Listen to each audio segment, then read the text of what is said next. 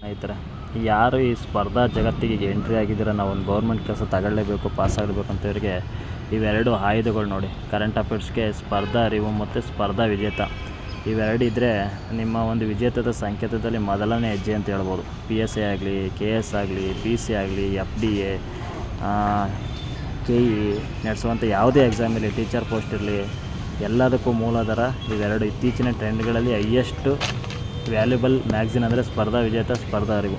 ಇದ್ರ ಜೊತೆಗೆ ಅಮರೇಶ್ 14 ಕ್ಲಾಸು ಮತ್ತು ಹಾಗೆ ಇವರು ಈಶ್ವರ್ಗಿರಿ ಸಾರು, ಅದೇ ರೀತಿಯಾಗಿ ಹಿಸ್ಟ್ರಿ ಇವರು ಮಂಜುನಾಥ್ ಗ್ರೂಪ್ ಅಂತ ಮಾಡಿದ್ದಾರೆ, ಟೆಲಿಗ್ರಾಮ್ ಗ್ರೂಪು. ಅವ್ರು ಚೆನ್ನಾಗಿದೆ ಹಿಸ್ಟ್ರಿ ಓದೋರಿಗೆ, ಮತ್ತು ಬುಕ್ಕು ಸಖತ್ತಾಗಿದೆ ಅದೊಂದು.